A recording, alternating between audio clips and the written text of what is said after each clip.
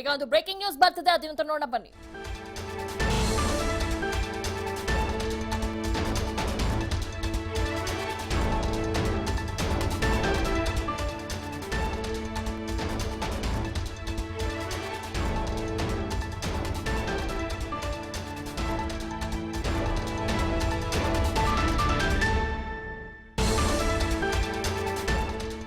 ಜಮ್ಮು ಕಾಶ್ಮೀರದ ಬಸ್ ನಿಲ್ದಾಣದಲ್ಲಿ ಸ್ಫೋಟಗೊಂಡ ಸ್ಥಳಕ್ಕೆ ಭದ್ರತಾ ಸಿಬ್ಬಂದಿ ಅಧಿಕಾರಿಗಳು ದೌಡಾಯಿಸಿದ್ದಾರೆ. ಏನಿರಬಹುದು ಎಂಬುದರ ಬಗ್ಗೆ ಈಗ ತನಿಖೆಯನ್ನ ನಡೆಸಲಾಗ್ತಾ ಇದೆ. ಬಸ್ ನಿಲ್ದಾಣದಲ್ಲಿ ಏನು ಸ್ಫೋಟಗೊಂಡಿದೆ, ಸ್ಥಳ ಪರಿಶೀಲನೆಯನ್ನ ಈಗ ಪೊಲೀಸರು ನಡೆಸುತ್ತಿದ್ದಾರೆ. ಏನಿರಬಹುದು, ಸ್ಫೋಟದ ಹಿಂದಿರುವಂತಹ ಉದ್ದೇಶ ಏನು, ಏನಾಗಿರಬಹುದು ಅಂತ ಅನ್ನೋದ್ರ ಬಗ್ಗೆ ಪೊಲೀಸರು ತನಿಖೆಯನ್ನ ನಡೆಸ್ತಾ ಇದ್ದಾರೆ. ಜಮ್ಮು ಕಾಶ್ಮೀರದ ಬಸ್ ನಿಲ್ದಾಣದಲ್ಲಿ ಇದೀಗಷ್ಟೇ ಸ್ಫೋಟಗೊಂಡಿದೆ. ಅದು ಏನೆಂಬುದರ ಬಗ್ಗೆ ಏನು ಯಾವುದೇ ರೀತಿ ಮಾಹಿತಿ ಲಭ್ಯವಾಗಿಲ್ಲ. ಆದರೆ ಸದ್ಯಕ್ಕೆ ಪೊಲೀಸರು ತನಿಖೆಯನ್ನ ನಡೆಸುತ್ತಿದ್ದಾರೆ. ವಿಚಾರ ತಿಳಿದ ತಕ್ಷಣ ಭದ್ರತಾ ಸಿಬ್ಬಂದಿ ಮತ್ತು ಅಧಿಕಾರಿಗಳು ಸ್ಥಳಕ್ಕೆ ದೌಡಾಯಿಸಿ ಅಲ್ಲಿ ಪರಿಶೀಲನೆಯನ್ನ ನಡೆಸುತ್ತಿದ್ದಾರೆ.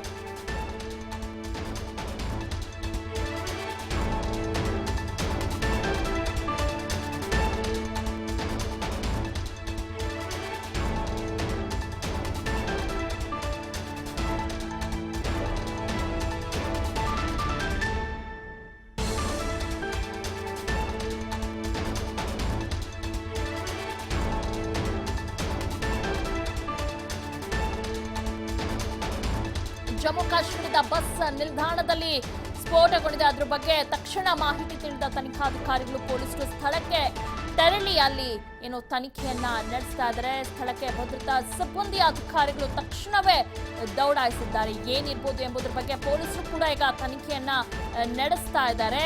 ಸ್ಥಳ ಪರಿಶೀಲನೆಯನ್ನ ಈಗ ಪೊಲೀಸರು ನಡೆಸುತ್ತಿದ್ದಾರೆ. ತಕ್ಷಣ ಇದೀಗಷ್ಟೇ ಬರ್ತಾ ಇರುವಂತಹ ಸುದ್ದಿ, ಜಮ್ಮು ಕಾಶ್ಮೀರದ ಬಸ್ ನಿಲ್ದಾಣದಲ್ಲಿ ಸ್ಫೋಟ ಆಗಿದೆ.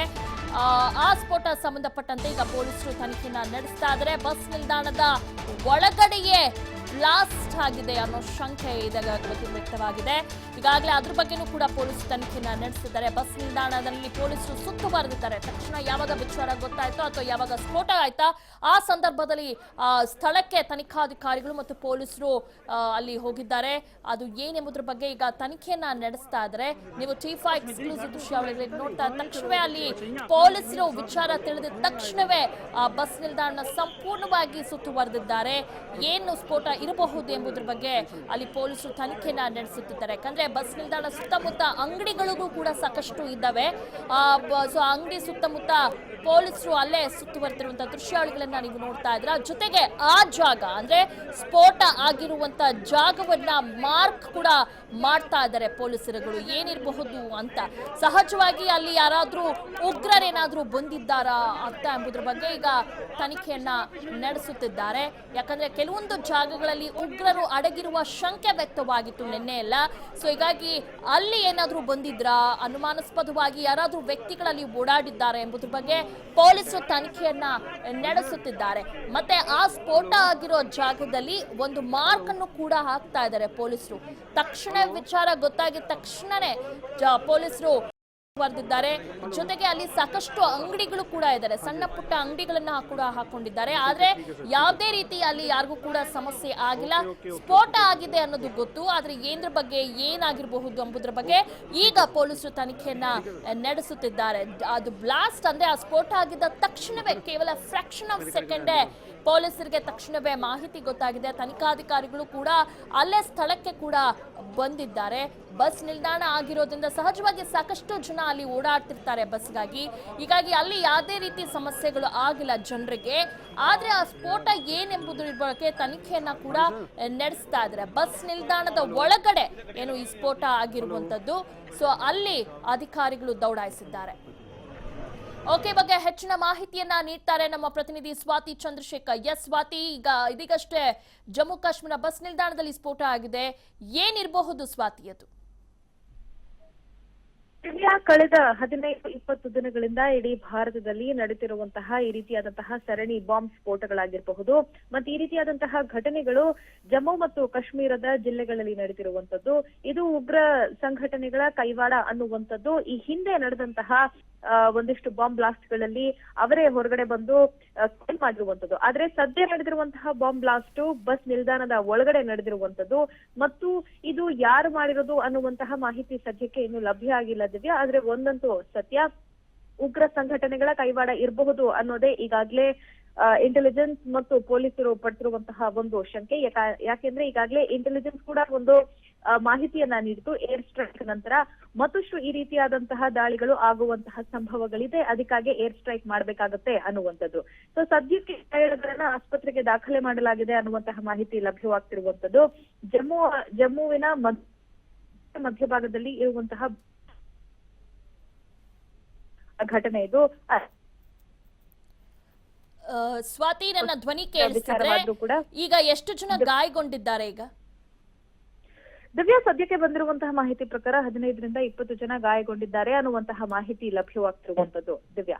ಓಕೆ, ಅಲ್ಲಿ ಸಣ್ಣ ಪುಟ್ಟ ಸ್ಟಾಲ್ಸ್ ಕೂಡ ಹಾಕೊಂಡಿದ್ದಾರೆ ಸ್ವಾತಿ. ಅವ್ರೇನಾದ್ರೂ ಈ ಬ್ಲಾಸ್ಟ್ ಬಗ್ಗೆ ಏನಾದ್ರೂ ಹೇಳಿದ್ರ? ಯಾರಾದ್ರೂ ಅನುಮಾನಾಸ್ಪದವಾಗಿ ಅಲ್ಲಿ ಓಡಾಡಿದ್ರ ವ್ಯಕ್ತಿಗಳು ಏನು ಎಂಬುದ್ರ ಬಗ್ಗೆ ಏನಾದ್ರೂ ಮಾಹಿತಿನ ಕಲೆ ಹಾಕ್ತಿದ್ದಾರ ಪೊಲೀಸರು?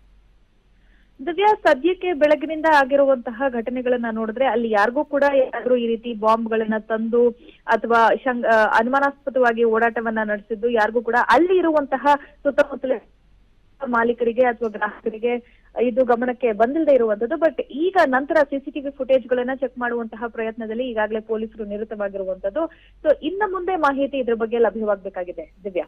ಓಕೆ, ಸಾಮಾನ್ಯವಾಗಿ 2-3 ದಿನದೂ ಒಂದು ಮಾಹಿತಿ ಇದೆ, ಉಗ್ರರು ಅಡಗಿದ್ದಾರೆ ಕೆಲವೊಂದು ಜಾಗಗಳಲ್ಲಿ ಅಂತ ಹೇಳಲಾಗ್ತಾ ಇದೆ. ಸೊ ಉಗ್ರರೇನಾದ್ರೂ ಬಂದು ಅವರು ಆಗಿ ಕೃತ್ಯವನ್ನ ಏನಾದ್ರೂ ನಡೆಸಿದ್ದಾರಾ ಅಂತ ಪೊಲೀಸರು ಇದ್ರ ಬಗ್ಗೆ ಏನಾದ್ರೂ ಸುಳಿವು ಕೊಟ್ಟಿದ್ದಾರಾ?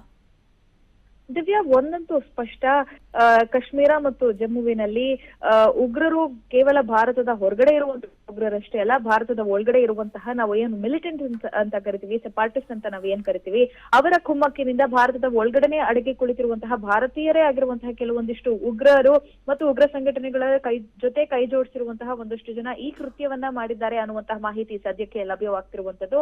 ಆದ್ರೆ ಯಾವುದೇ ಉಗ್ರ ಸಂಸ್ಥೆಯು ಕೂಡ ಇಲ್ಲಿ ತನಕ ಇದನ್ನ ತಾವೇ ಮಾಡಿದ್ದೀವಿ ಅನ್ನುವಂತಹ ಕ್ಲೇಮ್ ಅನ್ನ ಮಾಡ್ಕೊಂಡು